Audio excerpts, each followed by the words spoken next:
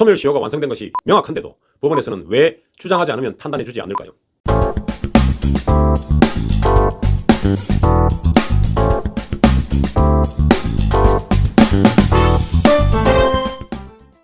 안녕하십니까, 김변TV의 김현성 변호사입니다. 지난 영상에서 처분권주의에 대해서 말씀드렸습니다. 그 댓글에 소멸시효 관련된 부분이 올라와 있었습니다. 이것은 처분권주의에 유사해 보이지만 사실은 변론주의와 관련된 부분입니다. 그래서 오늘은 변론주의에 대해서 말씀드리도록 하겠습니다. 지난 시간에 말씀드린 처분권주의와 오늘 말씀드릴 변론주의는 사적 자치의 원칙이 소송법에 구현된 것으로 볼 수 있습니다. 그래서 처분권주의와 변론주의는 넓은 의미에서는 같은 의미로 사용되기도 하지만 엄밀하게는 구분되는 개념입니다. 한번 살펴보겠습니다. 처분권주의라고 하는 것은 소송 절차의 개시와 종료, 그리고 법원이 심판해야 될 심판의 대상과 그 범위를 당사자가 알아서 주도적으로 정하라는 소송 원칙이라고 했습니다. 그래서 처분권주의를 소송물에 대한 처분의 자유라고 보시면 될 것 같습니다. 자, 이에 반해서 변론주의는 한마디로 소송 자료에 대한 수집 책임이다 라고 보시면 될 것 같습니다. 소송 자료라고 하는 것은 보통 주장과 증거를 말합니다. 그래서 당사자가 그 주장을 하고 또 증거를 제출하는 것을 알아서 본인들이 주도적으로 수집해서 제출해야 하고, 또 법원은 당사자가 제출한 소송 자료, 즉 당사자가 주장하는 주장과 그리고 제출하는 증거에 기초해서 재판해야 한다는 그러한 소송 원칙입니다. 당사자가 자신에게 유리한 주장과 증거를 수집해서 제출해야 되고, 만약에 그렇게 하지 못할 경우에는 그로 인한 불이익은 그 당사자한테 돌아간다라는 것입니다. 다시 말하면 이것은 민사소송에서 원고와 피고가 있습니다. 그럼 원고 피고가 당사자가 아니겠습니까? 원고 피고가 당사자 간에 서로 공방을 함에 있어서 서로 자신에게 유리한 주장과 증거들을 제출해라는 것입니다. 이때 법원은 제3자적 입장에서 심판의 역할만 하겠다라는 것입니다. 이것이 어떻게 보면은 보다 더 공정한 재판을 할 수 있는 그런 원칙이라고 볼 수 있습니다. 당사자가 주장하는 사실관계나 증거관계를 법원이 알겠습니까? 모르겠죠. 그래서 법원은 당사자가 주장하고 또 당사자가 제출하는 증거를 기초로 해서 판단하겠다라는 것이고요. 지난번에 법률가는 뭐라고 그랬습니까? 리걸 마인드를 가지고 있는 법률 전문가라고 얘기했습니다. 이때 사실관계, 즉 팩트라든지 사실과 증거관계, 이런 부분들은 당사자, 사건의 당사자가 제일 잘 안다 그랬지 않습니까? 그래서 제일 잘 알고 있는 당사자가 자신에게 유리한 사실과 증거들을 주장하고 제출해라라는 것입니다.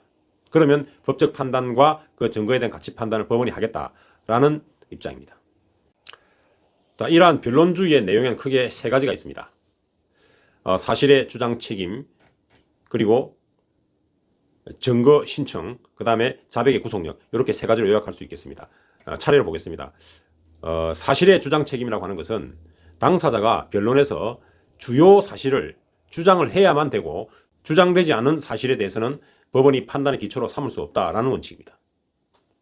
이때 사실이라고 하는 것은 주요 사실 또는 요건 사실이라고도 하는데, 주요 사실 또는 요건 사실이라고 하는 것은 법률 효과를 발생시키는 어떤 그런 사실을 말합니다.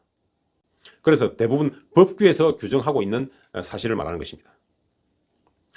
돈을 대여한 경우를 생각해 보겠습니다. 돈을 대여하고 차용하는 것을 일반적으로 소비대차라고 합니다. 자, 소비대차의 경우에 주요 사실이 무엇인가 하면 소비대차를 체결한 사실, 그 다음에 그에 기해서 돈을 지급한 사실, 그 다음에 변제기가 도래한 사실, 그리고 만약에 이자의 약정이 있다면 이자의 약정이 있다는 사실, 이런 것들이 주요 사실 내지는 요건 사실이 되는 것입니다. 이 주요 사실이라고 하는 것은 간접 사실이나 보조 사실과 구별되는 것인데, 주요 사실 또는 요건 사실은 증거에 의해서 증명이 되어야만 그 사실이 인정되는 것입니다. 그런 의미에서 요건 사실을 구별해내는 것은 매우 중요하겠죠. 그런데 법률 전문가가 아닌 일반인이 이 주요 사실 내지는 요건 사실을 가려내기는 쉽지 않습니다. 그래서 변호사를 선임하기도 하지만, 일단 나한테 유리한 사실과 유리한 증거는 내가 주장하고 제출해야 된다라고 생각하시면 될 것 같습니다. 자, 다음은 증거 신청 부분을 보겠습니다. 증거도 마찬가지로 당사자가 증거 신청한 것에 대해서만 법원에서는 증거 조사를 하게 됩니다. 즉 당사자 제출한 증거에 대해서만 법원이 판단의 기초로 삼아서 이 증거가 어떤 가치를 가지는 것인지, 어떤 사실을 증명하는 것인지 이것을 법원이 판단하겠다는 것입니다. 처음부터 제출되지 않은 증거는 판단할 수가 없겠죠. 그래서 반드시 자기한테 유리한 증거는 스스로 증거 신청을 해야 되는 것입니다. 증거 신청하지 않음으로써 생기는 불이익은 누가 진다고 했습니까? 그렇죠. 제출해야 될 책임 있는 사람이 지게 되는 것입니다. 그 사람이 불이익을 떠안게 되는 것입니다. 아까 말씀드렸다시피 이때 어떤 증거가 필요하냐면 어떤 사실을 입증하기 위해서 증거가 필요한 것이죠. 이때 그 사실이라고 하는 것은 주요 사실 또는 요건 사실을 말하는 것이다 라고 보시면 되겠습니다. 다음은 자백의 구속력 부분에 대해서 말씀드리겠습니다. 당사자가 어떤 주장을 하게 되는데 이 주장에 대해서 상대방 당사자가 다투지 않는 경우가 있습니다. 이것을 자백이라고 합니다. 이 사실을 당사자 간 다툼이 없는 사실이라고 합니다. 자, 당사자 간 다툼이 없으니까 어떻습니까? 그 주장된 사실에 대해서 증거로서 증명할 필요가 없다고 보면 되겠죠. 또는 증거로서 증명이 되었다라고 봐도 무방할 것입니다. 그래서 법원에서는 당사자 간의 다툼 없는 사실은 거기에 구속되어서 그대로 사실 인정을 해야 되는 것입니다. 이와 달리 법원이 알아서 사실 인정할 수는 없다는 것입니다. 자, 일반적으로 당사자가 사실을 주장하고 증거를 제출했을 때 법원에서는 그것이 부합할 때에 사실 인정을 하게 되죠. 내가 돈을 빌려줬다라고 하면서 차용증을 제시하게 되면 그것이 돈을 빌려줬다는 대여 사실과 주장이죠. 그 다음에 차용증은 증거 제출이죠. 이것이 하나가 되어서 입증이 되었다면 대여 사실이 있다라는 사실 인정을 법원이 하게 된다는 의미입니다. 그런데 이때 돈을 빌려줬다라는 것에 대해서 상대방이 다투지 않고 그래 맞다라고 했을 때 어떻습니까? 굳이 차용증을 제출할 필요도 없을 뿐만 아니라 당사자 간에 다툼이 없기 때문에 법원에서도 대여해주고 빌려간 사실을 인정하면 되는 것입니다. 그래서 이 부분에 대해서는 법원의 사실 인정권이 배제된다라고 보시면 되겠습니다. 예를 한번 들어보겠습니다. 갑이 을에게 2천만 원을 대했습니다. 그리고 차용증을 썼는데 그 차용증에는 이자를 월 10만 원씩 그리고 1년간 대한다라고 적혀 있습니다.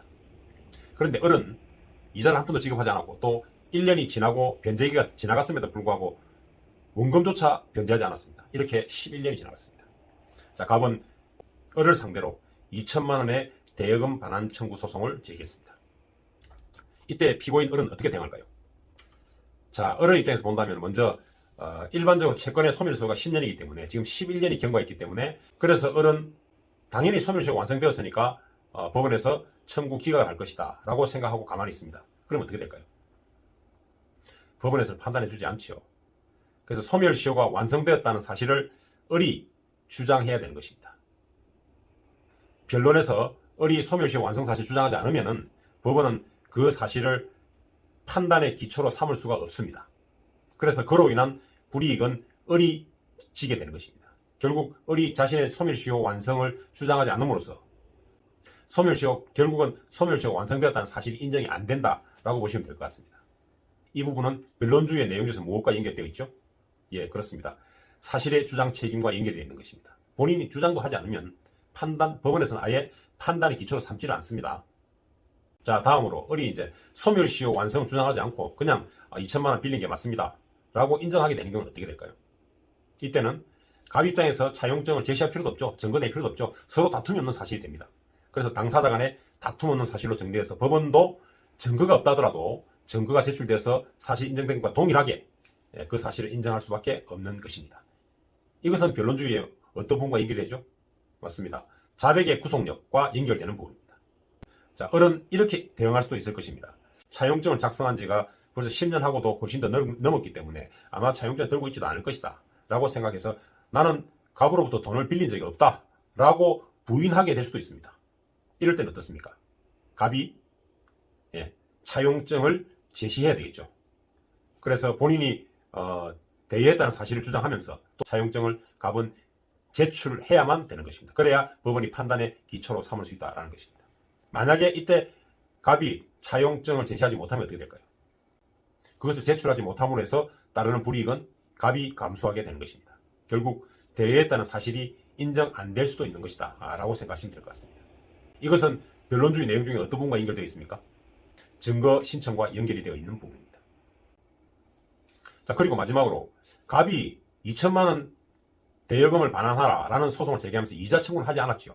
이때 법원에서 보니까 이자도 한 푼도 내지 않았기 때문에 이자를 지급하다라고 인정할 수 있다고 했습니까? 없다고 했습니까? 예, 없다고 했죠. 그건 왜 그렇습니까? 그렇습니다.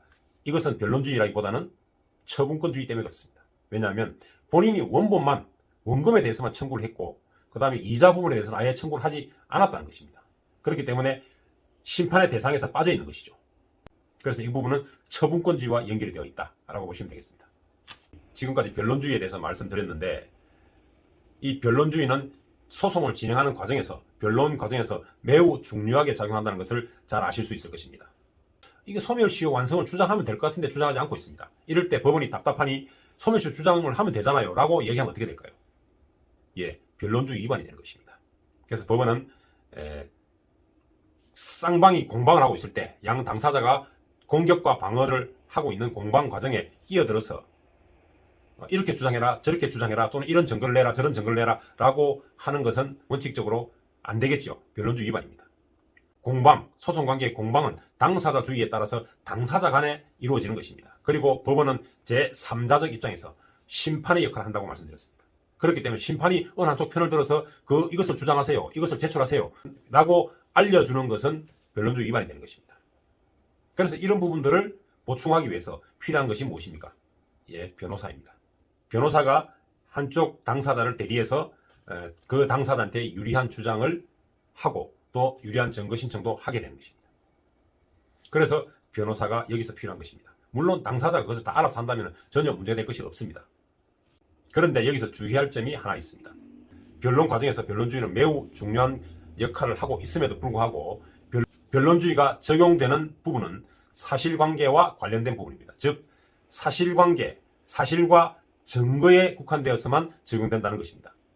그래서 제출된 사실과 증거를 기초로 어떤 법을 적용해서 어떻게 법적으로 판단할 것인가 문제와, 그리고 제출된 증거가 어떤 가치를 가지느냐, 어느 정도의 가치를 가지느냐, 어느 정도 입증이 되느냐 라는 증거 가치의 문제, 그러니까 법 해석과 적용의 문제, 법적 판단의 문제죠. 그리고 증거에 대한 가치 판단의 문제는 변론주의가 적용되지 않습니다. 이것은 전적으로 법원의 직무에 속하는 것입니다. 법원의 권한에 속한다고 보시면 되겠습니다. 자, 오늘은 변론주의에 대해서 말씀드렸습니다. 지난 영상에서 말씀드린 처분권주의는 어떤 권리가 있을 때 소송으로 청구를 할지 말지, 또는 소송을 제기했다가도 그것을 그냥 종료시킬지 말지, 그리고 내가 얼마만큼을 청구를 할지, 이런 것들을 결정하는 것이 처분권주의라고 했습니다.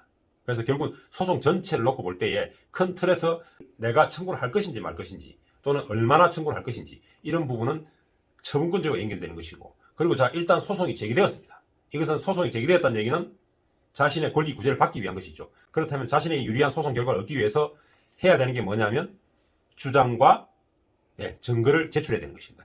여기서 바로 변론주의가 작용하는 것입니다. 그래서 주장과 증거를 제출하지 않으면 그 불이익은 제출해야 될 책임 있는 사람한테 돌아간다는 것입니다. 자, 이렇게 변론주의와 처분권주의는 구분이 됩니다. 자, 여러분께서도 어떤 권리가 있습니다. 그리고 소송을 할 것인지 말 것인지 먼저 결정하셔야 되고요. 그리고 소송하기로 마음먹고 일단 법원에 소를 제기했다면 이기기 위해서 노력하셔야 될 것입니다. 이때 변론주의가 작동하는 것입니다. 자, 오늘은 여기까지 하겠습니다. 오늘 영상이 도움이 되셨다면 좋아요와 구독, 알람, 그리고 댓글 환영하겠습니다. 다음 영상에서 뵙겠습니다. 시청해 주셔서 감사합니다.